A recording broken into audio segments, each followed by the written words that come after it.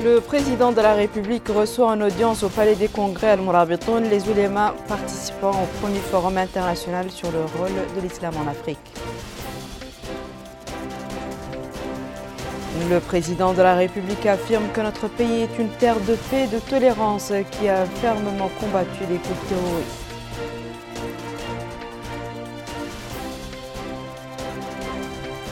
L'Assemblée nationale se réunit en séance plénière pour réexaminer le projet de loi du règlement définitif de la loi de finances pour l'année 2018. Bonsoir mesdames, mesdemoiselles et messieurs et merci de vous joindre à nous avant de passer au développement de ces titres.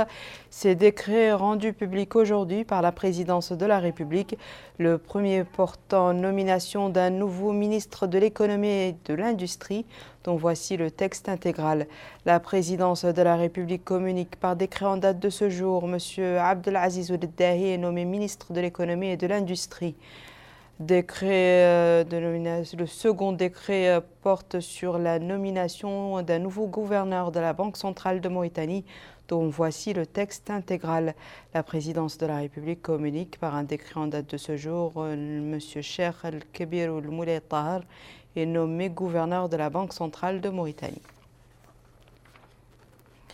Le président de la République, M. Mohamed Cheikh Al-Qazouani, a reçu au Palais des Congrès Al-Mourabitoun les oulémas participant au premier forum international sur le rôle de l'islam en Afrique, présidé par le savant Cheikh Abdullah Ould Cheikh Mahfouz El-Boye, chef du Forum pour la promotion de la paix dans les sociétés musulmanes.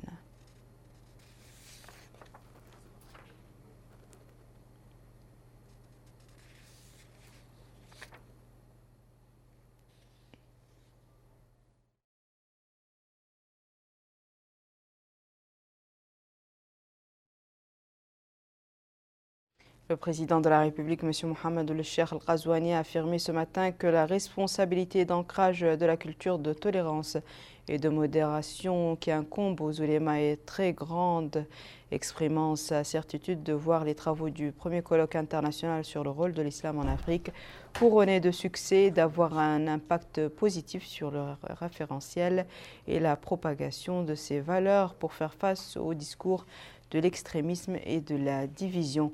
Voici le texte intégral du discours du président de la République avec Ed Alifal. Au nom d'Allah, le clément et le miséricordieux, paix et salut sur le plus honorable de ses prophètes. Monsieur le Premier ministre, Monsieur le Président de l'Assemblée nationale, Monsieur le Président du Conseil constitutionnel, Monsieur le chef de file de l'opposition démocratique, Monsieur les ministres, Monsieur le Président des partis politiques, honorable érudit Cheikh Abdallah Ibn Boye, président du colloque de renforcement de la paix au sein des groupes musulmans. Excellences, les ambassadeurs et chefs de mission diplomatiques, Messieurs les représentants des organisations internationales accréditées en Mauritanie, honorables ulémas, participants au congrès, Mesdames, Messieurs, honorable assistance. Il m'est agréable de vous adresser tout d'abord à nos honorables invités ministres, personnalités internationales et grands érudits, l'expression sincère de notre souhait de bienvenue et de leur assurer qu'étant en Mauritanie, il se trouve de fait en terre de tolérance et d'ouverture. Ce pays est resté au fil des siècles un espace de rayonnement scientifique et de brassage culturel unique. Un pays qui a accueilli les oulémas venus de diverses contrées pour y élire domicile et y puiser le savoir auprès de ses cheikhs. Un pays qui a été d'un apport considérable dans la propagation en Afrique de l'islam tolérant et des sciences juridiques islamiques. Il m'est aussi agréable d'adresser mes vifs remerciements à l'illustre érudit Abdallah Ibn Boye pour son initiative d'organiser ce congrès en droite ligne de ses nombreuses actions en faveur de l'ancrage de la culture de la paix et de la fraternité et de sa volonté de faire connaître la religion islamique dans toute la pureté de ses valeurs de tolérance, en comptant sur Allah tout d'abord pour ses connaissances immenses dans le domaine des sciences juridiques islamiques et sa profonde compréhension des défis contemporains. Excellences, Mesdames, Messieurs, honorables assistances, la sécurité et la stabilité constituent des préalables indispensables à toute œuvre humaine, tout développement et toute prospérité. Au cours des 2 dernières décennies, le monde a connu un foisonnement considérable de groupes qui font l'apologie de la violence, sèment la discorde et la confrontation confessionnelle, confrérique et ethnique. Les actions de ces groupes terroristes se sont intensifiées ces dernières années dans notre continent africain et ont visé à attenter à notre sécurité et à notre stabilité. En République islamique de Mauritanie, nous avons fait face avec énergie à ces groupes en adoptant une stratégie globale qui intègre à la fois les dimensions militaires, intellectuelles et de développement. Cette stratégie a aujourd'hui valeur d'exemple. Nous continuons à affronter les groupes terroristes dans le cadre du G5 Sahel. Nos ulémas et nos imams ont joué un rôle essentiel dans la lutte contre le terrorisme, grâce à leur force de conviction qui a permis de prémunir notre jeunesse contre le discours de l'extrémisme et de la violence, et à certains de nos fils qui étaient d'anciens membres de ces groupes de se repentir de recouvrer leur raison. À ce titre, nos ulémas et nos imams ont joué un rôle de premier plan qui prouve l'efficacité de l'approche intellectuelle dans la lutte contre le terrorisme. C'est dire tout l'intérêt que revêtent les travaux de ce congrès sur la tolérance et la modération contre l'extrémisme. Excellences, Mesdames, Messieurs, la paix et la stabilité sont une demande essentielle et une condition préalable à la réalisation des obligations islamiques telles que la préservation de la foi, de l'esprit, de la vie et des biens. De même, la paix et la stabilité ne peuvent prévaloir que là où la culture de la tolérance et de la pondération prennent le pas sur celle de l'extrémisme et de la violence. À ce titre, la responsabilité qui incombe aux ulémas dans l'ancrage de la culture de la tolérance et de la modération est très grande. Et je suis certain que les travaux de votre congrès auront un impact positif en termes de promotion des référentiels et valeurs de notre sainte religion. Enfin, je déclare avec la bénédiction d'Allah ouvert le congrès des ulémas africains sur la tolérance et la modération contre l'extrémisme et la violence meurtrière et je vous souhaite plein succès à vos travaux. Que la paix, la miséricorde et la bénédiction d'Allah soient sur vous. Assalamu alaikum wa rahmatullahi wa barakatuh. Le Palais des Congrès Al-Mourabitoun abrite la cérémonie d'ouverture du premier forum international sur le rôle de l'islam en Afrique, sous le thème « Le rôle de l'islam en Afrique, tolérance et modération comme remède à l'extrémisme et aux tueries ».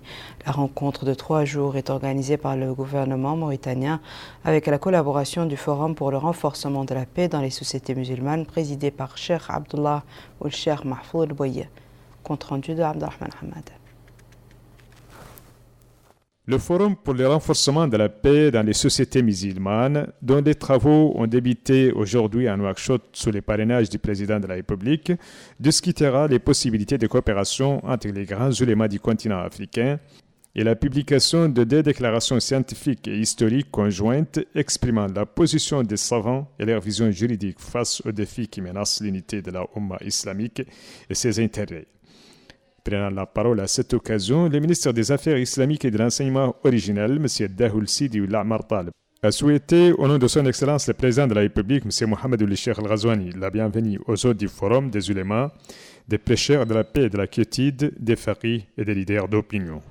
Il a loué le rôle du président du Forum, Cheikh Abdullah Ould Bouye, dans la diffusion des valeurs de tolérance, de la modération, de la lutte contre les tueries intestines et l'extrémisme violent et dans la compréhension correcte de l'islam. Pour sa part, le président du Forum, Cheikh Abdallah Ould Bouye, a exprimé ses vifs remerciements à son Excellence le Président de la République, au gouvernement mauritanien, en souhaitant la bienvenue aux hôtes venant de tous les coins du continent africain. De son côté, le docteur Mohamed Mokhtar Jouma, ministre égyptien des Awqaf, a transmis les salutations du président de la République, du gouvernement et du peuple égyptien au gouvernement et au peuple mauritanien, mettant en garde contre les dangers de l'anarchie, de la destruction et de la gabegie, et louant les bienfaits de la construction et du développement. Il a indiqué qu'il n'y a ni sécurité, ni construction, ni développement sans l'éradication du terrorisme et de l'extrémisme, soulignant que le terrorisme n'a ni pays ni religion. À son tour, M. Tierno Alassane Diallo, ministre des Affaires religieuses de la République du Mali, a mis en exergue l'importance de ce forum et les efforts consentis pour le renforcement de la paix dans les sociétés musulmanes pour les immuniser contre les dangers du fanatisme et de l'extrémisme violent à travers la vulgarisation des valeurs de tolérance de l'islam. Quant au conseiller spécial du secrétaire général des Nations Unies pour la lutte contre les génocides, il a souligné l'importance de ce genre de rencontres pour clarifier la réalité de l'islam et pour mettre en exergue ses valeurs de tolérance et sa lutte contre toutes les formes de fanatisme et d'extrémisme violent. Je salue, Monsieur le Président, votre initiative historique d'appuyer le Forum pour la promotion de la paix à mener ensemble avec les chercheurs et les savants de ce continent une lutte qui sera, à mon avis, décisive pour vaincre les périls qui menacent ce continent, car la réponse ne sera pas seulement militaire, mais elle partira aussi du fruit de la réflexion entamée ici à Nouakchott et qui deviendra sûrement une des rencontres à pérenniser afin que tous les ans, sur cette belle terre sahélienne, l'on puisse continuer à renforcer l'éducation à la paix.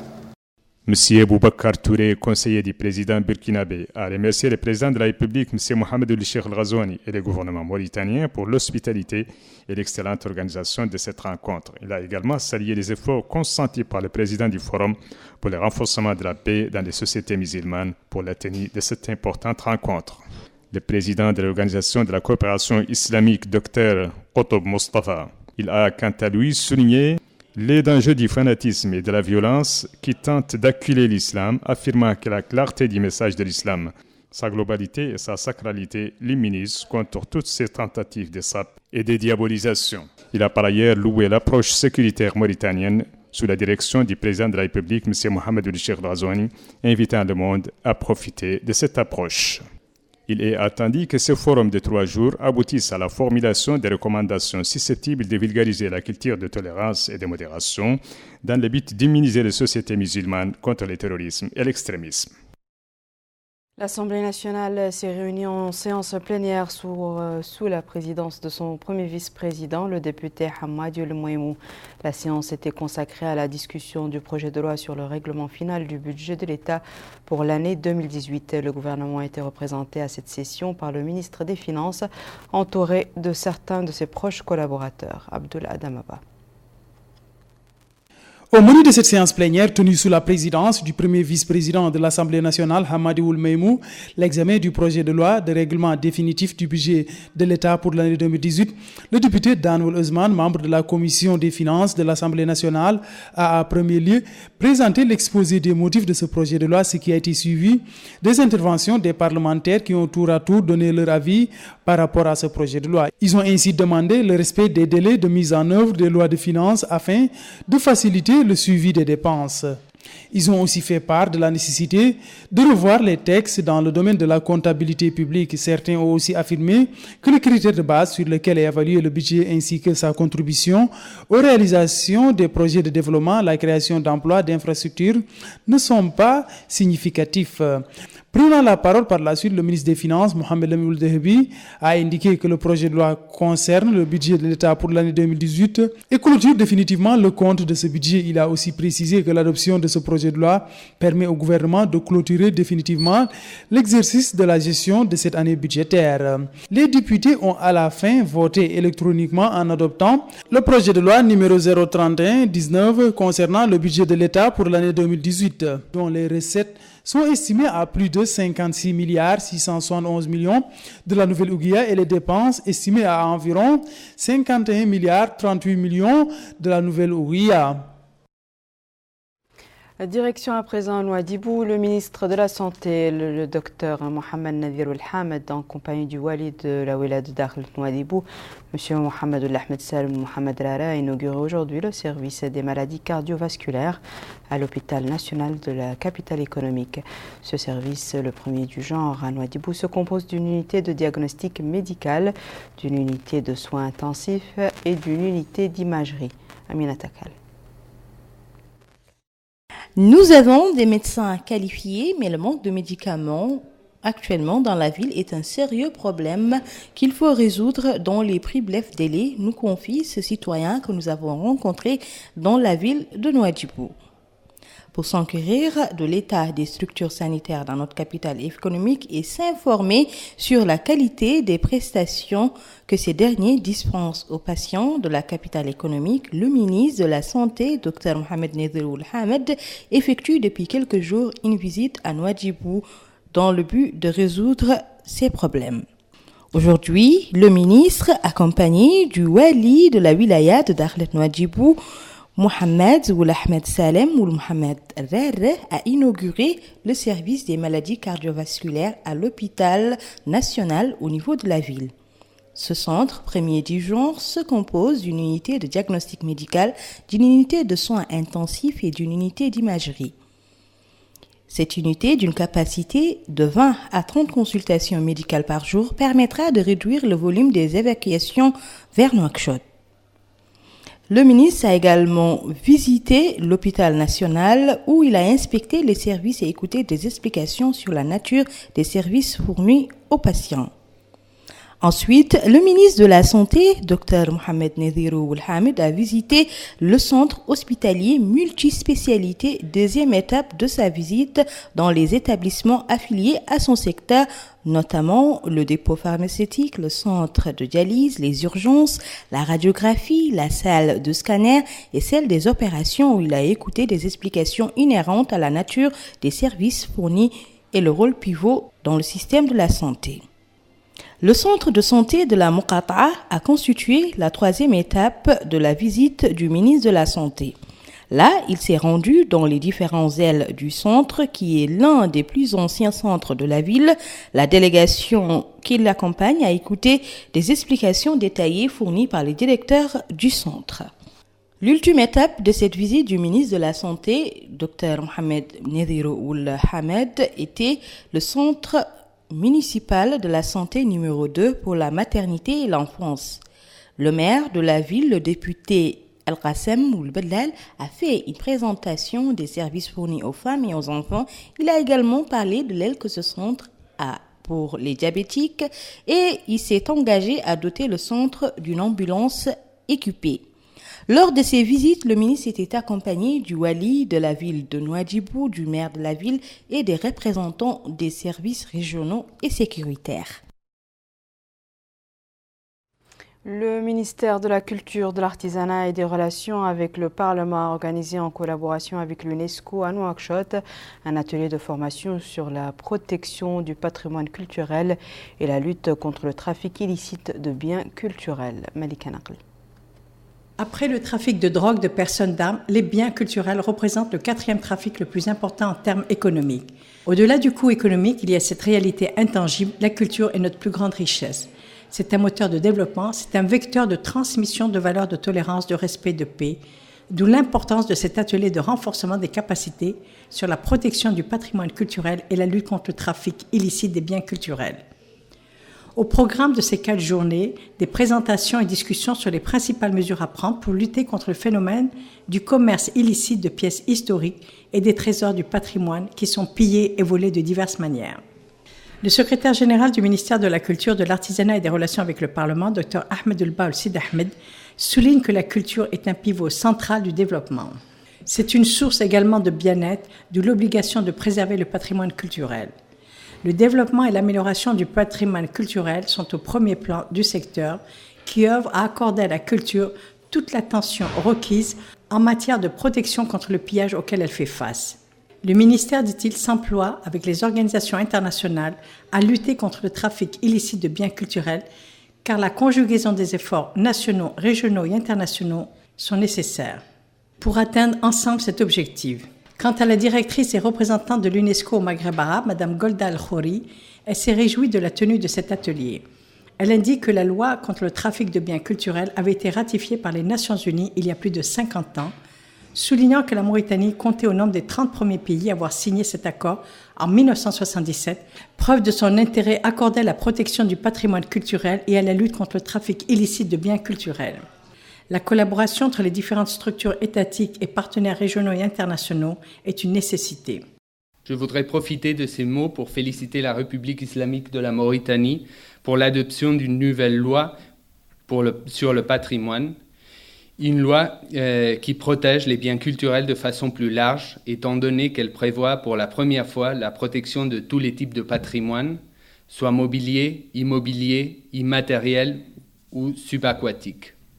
En plus, il s'agit d'une loi qui parle de la propriété privée des collections et qui détaille les procédures de classement des biens culturels. Cet atelier de renforcement des capacités des différentes parties prenantes à la problématique de la protection du patrimoine culturel et à la lutte contre le trafic illicite des biens culturels vient d'autant plus à point nommé que notre pays regorge d'énormes richesses dans ce domaine. Au Gorgol, la municipalité de Nerewalo dispose désormais d'un siège flambant neuf. Le nouveau bâtiment a été inauguré par les autorités régionales de la wilaya. Cette infrastructure permettra à la municipalité de mieux s'acquitter de son rôle. Emina Abdelaziz.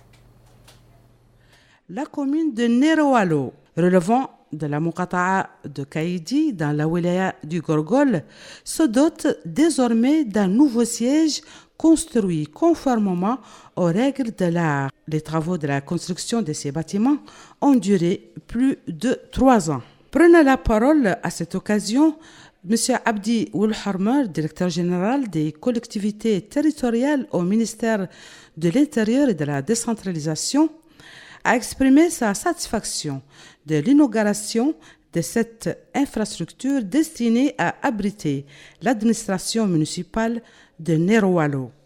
Il a ajouté que cette réalisation s'inscrit dans le cadre du renforcement de la décentralisation et du rôle des communes dans le développement local. L'infrastructure dont la mise en service est lancée aujourd'hui se compose de 5 bureaux et une salle de réunion avec les accessoires nécessaires. L'enveloppe financière est de 2 245 661 nouvelles ouguiyas mobilisées sur fonds propres. Les travaux ont duré 3 années et 4 mois. Au-delà de cet important acquis, sans apport extérieur, il faut noter que notre commune a pu mobiliser d'autres financements auprès de différents bailleurs. En effet, dans le cadre de la coopération entre notre pays et la République du Japon, la représentation diplomatique de ce partenaire à Nouakchott a construit l'école fondamentale de Wolum Néré pour une enveloppe de plus de 3,1 millions d'ouguiyas, soit 31 millions d'ouguiyas MRO. Après la coupure du ruban symbolique annonçant la mise en service du bâtiment de la commune, l'assistance s'est rendue dans les différentes salles et s'est enquise des équipements fournis dans le but de faciliter le travail de la commune et de rapprocher ses services des citoyens. Le Centre culturel égyptien de la capitale a organisé un séminaire intitulé « Le danger de la pensée extrémiste et l'impératif de la confrontation », séminaire auquel ont participé de nombreux écrivains et des hommes de lettres. La rencontre a été ouverte par une conférence de son Excellence le ministre Mohamed Mokhtar Joumoua, ministre égyptien des Awqaf, ainsi que de l'ambassadeur Dr Ahmed Salam, ambassadeur de la République d'Égypte en Mauritanie. Les défis auxquels fait face la communauté musulmane ont été énumérés. Le danger de la mauvaise interprétation de la religion musulmane par certains individus ont également été cités. La nécessité de lutter contre l'extrémisme a été au centre de cette rencontre. Voici à présent, mesdames et messieurs, le rappel des titres. Le président de la République reçoit en audience au Palais des Congrès El Mourabitoun les oulémas participant au premier forum international sur le rôle de l'islam en Afrique. Le président de la République affirme que notre pays est une terre de paix et de tolérance qui a fermement combattu les groupes terroristes.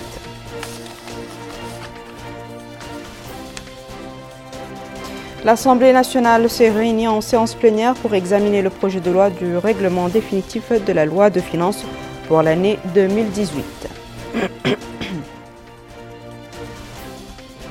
C'est la fin de ce journal, mesdames et messieurs. Merci à vous de nous avoir suivis. Merci de votre fidélité. On se retrouve demain à la même heure, Inch'Allah.